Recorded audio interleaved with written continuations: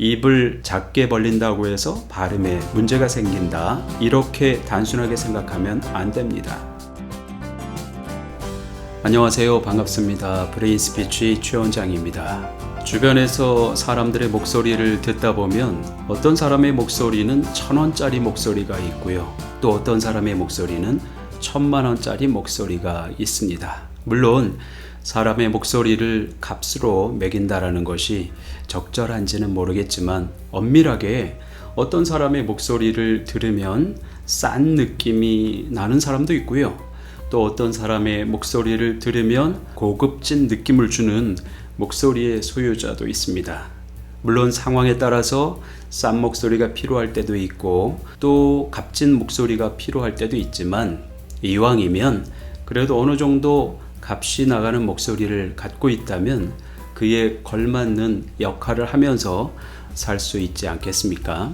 그렇다면 고급스러운 목소리, 1,000,000원짜리는 아니더라도 그래도 한 100만원 정도의 목소리를 갖기 위해서 어떻게 해야 할까요? 좋은 목소리를 갖기 위해서는 호흡과 발성, 공명, 발음이라는 종합적인 시스템을 통해서 목소리라는 결과를 뽑아내게 되어 있는데, 오늘은 주로 공명 측면에서, 공명이라고 하면은 성대에서 만들어진 소리가 공명강을 거치면서 특정 주파수가 증폭되는 현상, 소리가 커지는 거죠. 그 과정에서 음색이라는 것이 입혀지게 되어 있는데, 그 부분을 한번 설명을 해보려고 합니다. 공명에서는요, 인두강, 성대 위쪽을 우리가 인두강이라고 그러죠. 위치에 따라서 비인두, 구인두, 후인두 구분을 하긴 하지만, 인두강 그리고 구강, 이 두 가지를 주된 공명강으로 설명을 하고 있습니다. 그런데요, 여기서 혀의 위치의 변화에 따라서 인두강과 구강의 공간의 변화가 계속적으로 이루어지고, 그 변화에 따라서 모음으로 인식을 한다는 것, 지난번 영상을 통해서 모음에 대한 원리를 설명을 드렸는데, 오늘은 그런 모음적인 측면보다는 이 공간의 변화가 어떻게 우리의 목소리를 변화시키는지 음색 측면에서 말씀을 드려보려고 합니다. 제가 도구를 하나 가지고 왔는데, 이것을 한번 잘 보시면 쭉 벌리게 되면은 이 부분이 구강이라고 생각을 하시고, 이 뒤쪽 부분을 인두강이라고 생각을 한번 해보세요. 여기서 재미있는 것이, 입을 벌리면 벌릴수록 구강은 넓어지고 인두강은 좁아집니다. 그래서 발음에서도 아 하게 되면 여기는 넓어지고 인두강은 좁아진 것을 이 주파수 분석을 통해서도 금방 알 수가 있죠. 아,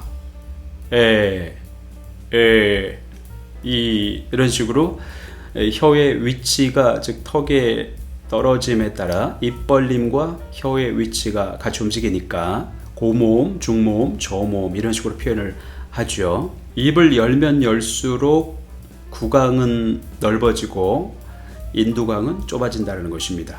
그런데요, 반대로 입을 닫으면 인두강이 넓어지죠. 이 원리입니다. 우리가 목소리를 낼 때에는 인두강과 구강의 그 적절한 밸런스로 소리를 만들어내게 되어 있는데, 한마디로 인두강이 많이 협착이 되면 싼 목소리 쪽으로 많이 가고요, 인두강이 넓게 확보가 되면 고급진 목소리가 날 수 있는 가능성이 높아진다는 것입니다. 그 얘기는 뭡니까? 입을 가급적이면 지나치게 쫙 벌리고 말씀을 할 필요가 없다는 얘기입니다. 많은 분들이 유튜브 영상을 통해서 입을 크게 열어라, 입을 크게 벌리고 말을 해야 목소리가 커진다, 발음이 좋아진다 라고 이야기를 하는데, 맞는 부분도 있지만 틀리는 부분도 있습니다. 목소리의 볼륨, 크기는요, 사실은 호흡과 발성, 성대에서 이미 거의 결정이 되고요, 그 다음에 공명을 통해서 플러스 알파가 생겨난다, 이렇게 보실 수 있을 것 같아요. 그런데 이 아래쪽에서 이루어지는 부분은 빼고 무조건 입을 크게 벌려야 목소리가 커진다라고 이야기하면 오해의 소지가 많죠. 발음도 마찬가지입니다. 입을 크게 열어야, 운동장을 넓게 만들어야 발음이 좋아진다라고 하는데 오해입니다. 오해. 발음은요, 운동장 사이즈, 이 혀가 놀 수 있는 사이즈가 아니고요, 혀의 테크닉이 발음을 결정합니다. 프로 축구 선수가 뛰는 구장은 굉장히 넓죠. 아마추어 선수가 뛰는 구장은 그렇게 넓지 않습니다. 테크닉이 떨어지죠, 아마추어 선수는. 그런데 아마추어 선수가 작은 운동장에서 뛰다가 넓은 프로 축구 선수가 뛰는 넓은 운동장으로, 경기장을 옮겼다고 해서 갑자기 테크닉이 더 좋아질까요? 오히려 더 안 좋아지고 금방 지치게 돼 있죠. 오늘은 1,000원짜리 목소리, 10,000원짜리 목소리 관점에서 이왕이면 100만원짜리, 500만원짜리 목소리를 갖고 싶다면 입을 크게 벌려야 된다라는 생각을 내려놓자는 얘기죠. 입을 크게 벌리는 게 중요한 게 아니라 입은 적당하게 벌려주시고요. 입을 적당하게 벌리면 인두강의 확보가 상대적으로 쉬워집니다. 에이, 무슨 소리예요. 발음이 안 좋은 사람들 보면은 입을 거의 열지 않던데요. 아, 그렇죠. 입을 꾹 닫고 하면 발음이 좋지 않습니다. 그러나 입을 작게 벌린다고 해서 발음에 문제가 생긴다, 이렇게 단순하게 생각하면 안 됩니다. 복화술사들을 한번 생각해 보세요. 복화술사들은요, 이게 스마일, 이 상태에서 워전 소리를 하는 거예요.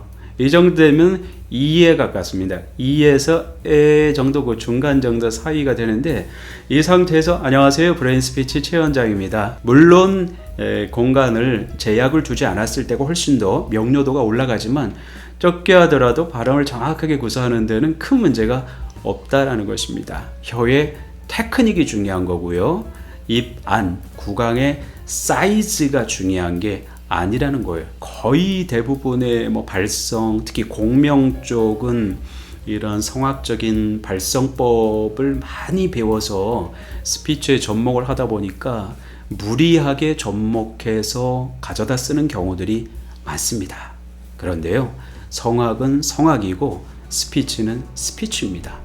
이것을 구분을 못하면 잘못된 이론에 근거해서 어색한, 과장된 말하기를 할 수 있습니다.